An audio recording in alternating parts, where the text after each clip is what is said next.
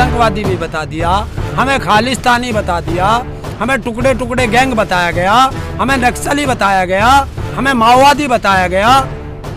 खूब बताओ। आरोप का बदला वोट की चोट से लेंगे। 2022 में उत्तराखंड, उत्तर प्रदेश और पंजाब में मारेंगे और 2024 में देश में मारेंगे। बीजेपी के पास एक ही हथियार है कि देश में दंगा भड़काओ, हिंदू मुस्लिम भड़काओ, जातिवाद भड़काओ और शमशान और कब्रिस्तान पे बात। अरे वो आईटी सेल बीजेपी की बैठ गई उस पे। और एक चीज है, तुझे 75% लग गया भाई, कोई सा मोदी को चाहवे क्या? ले 100% हो गया उसके खिलाफ। उनका काम है बकना, बके खूब बके। कुत्तों का काम होता है भौंकना और हाथी का काम होता है चलना। जब तोमर कह रहे हैं कि कानून वापस नहीं होगा तो आपको बैठने से क्या फायदा, फिर क्या करेंगे? और किसान कह रहा है बिल वापस होंगे, हाँ। तो वो उस गद्दी पे बैठने का उसका क्या अधिकार है? अगर होता तो 7 महीना पहले हो गया होता। क्यों? 7 महीने हो गए। 7 महीने के बाद नहीं होगा, 2024 में होगा। इसका मतलब है आजीवन बैठा है कुर्सी पे, आजीवन बैठा है, 5 साल के लिए बैठा है। तब तक सब कुछ लूट गया होगा आपका। क्या 24 तक इंतजार करेंगे, कुछ बचेगा? और क्या सिर फोड़ेंगे उनका? हमारे बस की तो नहीं है हिंसा करनी, हिंसा करनी हमारे बस की नहीं है। हम अहिंसा के पुजारी हैं, अहिंसा से आंदोलन करेंगे और अहिंसा से हमने देश आज़ाद कराया है। और अब जो हमारा 26 तारीख का जो प्रोग्राम है उसका एक ही नारा है, खेती बचाओ देश बचाओ। लेकिन आप बोल रहे हैं कि अहिंसा से हम इसको जीतेंगे, लेकिन आप पे तो हिंसा का आरोप लगा। जब आरोप लगते हैं, लगाए, हम आरोपों से नहीं डरते हैं। आरोप तो लगते आए हैं। किसानों पे जिस दिन से किसान अपने घर से आया है उस दिन से कितने आरोप लग लिए।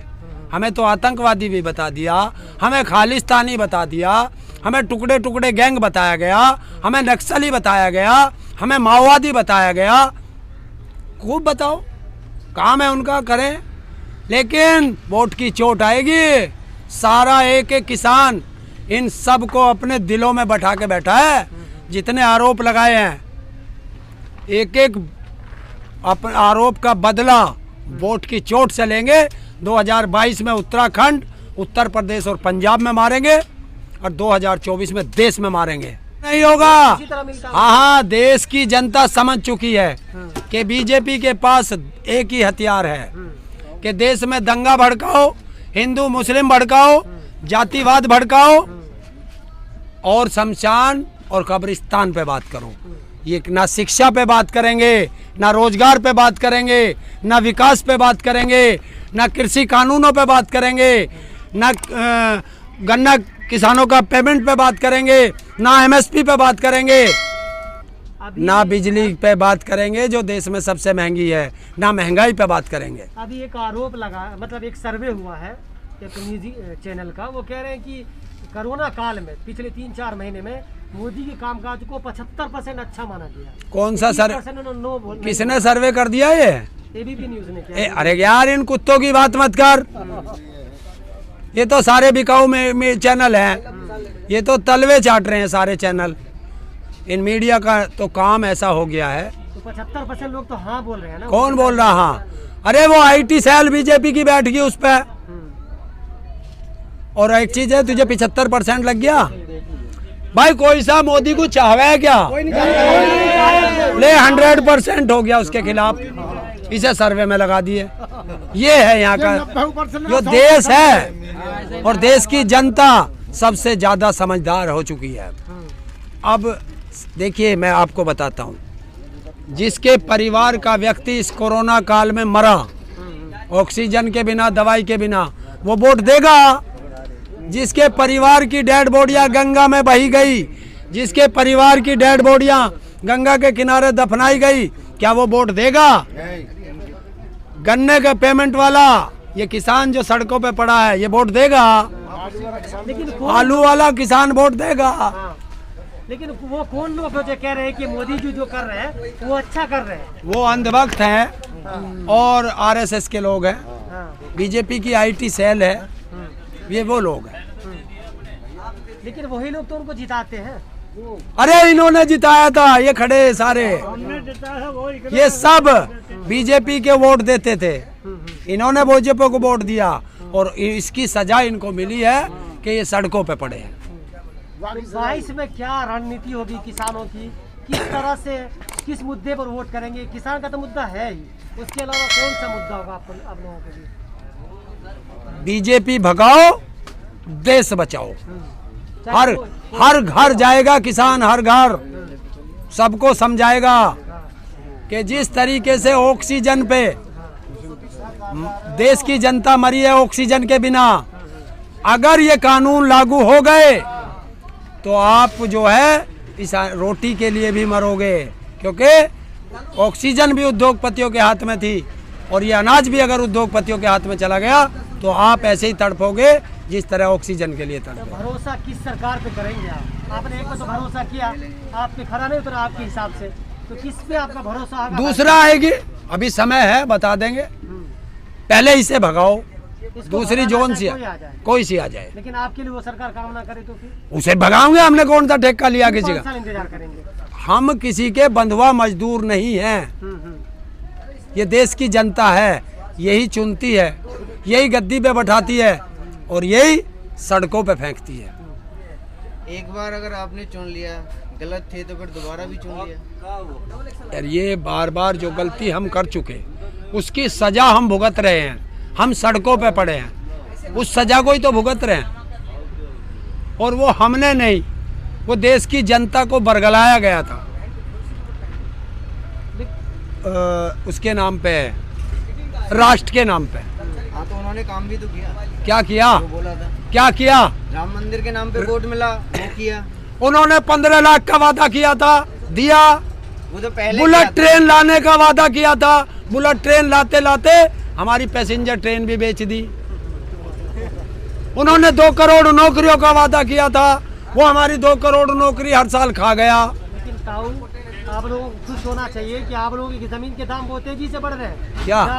2 करोड़ की जमीन 18 लाख में भी 18 करोड़ में बिक रही है, तो अब कितना फायदा हो रहा है आप लोगों को? किसकी जमीन बिकी? बीजेपी सरकार में हुआ नहीं? हाँ हुआ, हुआ। तो फायदा अभी को है ना। राम नाम की लूट है, लूट सके तो लूट। हाँ। ये तो उस काम में चल रहे, उस भगवान राम के नाम पर ये सरकार बनाई, उसी भगवान राम को दिया हुआ चंदा, प्रभु श्री राम का चंदा जो भव्य मंदिर बनाने के लिए दिया गया था, इन्होंने तो उसमें ही लूट मचा दी।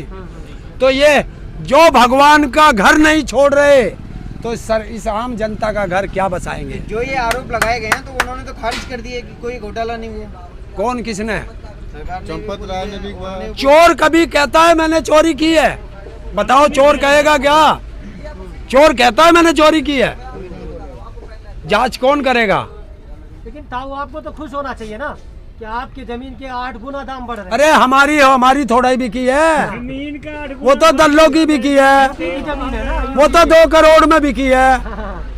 और देश के अंदर देखिए, उसमें मुख्यमंत्री इन्वॉल्व है। मैं आज एलिगेशन लगाता हूँ, उस जमीन का सर्किल रेट 5 करोड़ 80 लाख रुपए है, तो उसका सर्किल रेट से कम पे बैनामा राजस्व चोरी माना जाता है। तो वो 2 करोड़ में बैनामा कैसे हुआ, ये बता दे मुख्यमंत्री हमें। उसने क्लीन चिट दी है। लेकिन ये जमीन जो है आपके चंदे के पैसे से खरीदी गई ना। ये देश के 115-20 करोड़ लोगों ने जो हिंदुओं की भावनाओं के साथ खेला है, उसके चंदे के पैसे से खरीदी गई। साक्षी महाराज ने कहा है कि जो लोग चंदा दिए वो स्लिप लेके आए, अपना पैसा लेके जाए। क्या है साक्षी महाराज? क्या है? मंत्री रह चुके हैं। अरे रह चुका है ना। अब बीजेपी के सांसद है। सांसद तो वहाँ 545 बैठे हैं, इसकी पूछ कौन रहा? और अगर इतना दानी बनता है, हम वो हैं कि जो एक बार दान दे दिया वापस नहीं लेते हैं। वो प्रभु राम का हमने भव्य मंदिर बनाने के लिए पैसा दिया था, इन चंदा चोरों को चोरी करने के लिए नहीं दिया था। और साक्षी महाराज से पूछ कि इस जनता ने आपको वोट दिया था, वो वोट वापस कर दे उनकी। वो कहते हैं कि जो लोग राम मंदिर घोटाले पे आरोप लगा रहे हैं, असल में वो लोग राम को मानते नहीं। आपको तो बोलते हैं आप लोग राम को मानते नहीं। देखिए, हम तो माने या ना माने, ये बताएं कि राम के नाम पे इन्होंने करा क्या, वही बताए जो महाराज है। उस साक्षी महाराज से पूछ कि महाराज की असली कार्य होता है क्या, साधु का असली काम संन्यास होता है या स्वादु होता है। ये साधु नहीं है, साधु के नाम पे भेड़िए हैं, भेड़िए, ये भेड़िया है। तो उन्होंने तो बोला था राम मंदिर बनवाने के, बनवा तो रहे हैं। किसने बनवाया? उनके बाप में हिम्मत है मैनिफेस्टो में तो दे रखा था ना, क्या? बनवाने का बोला था, वादा किया था। वादा तो हमसे ये भी किया था कि आपकी आय किसानों की आय दुगनी करूंगा। तो वो बिल लेकर आए दुगनी करने की। उसमें बिल में दिखाए एक लाइन लिखी हुई कि इस बिल से इस तरीके से किसान की आय दुगनी होगी, दिखाओ उसमें लिखी हुई। वो कह रहा सीधा व्यापारी को बेचिएगा, है? फायदा होगा। सीधा व्यापारी को बिहार के लोग बेच रहे हैं ना, उनके गेहूं 1000-1200 में बिक रहा है। आप भी बेच के देख लो ना। तो बेच तो रहे हैं, हमारा बिकना रहा 1500-1400 रुपए में। ये सीधा जो कानून ला रहा है उसके तहत बेच के देखो। अरे उसी के तहत बेच लेना, खरीद के तो दिखा दे, बेचे किसे, कौन से व्यापारी को बेचे।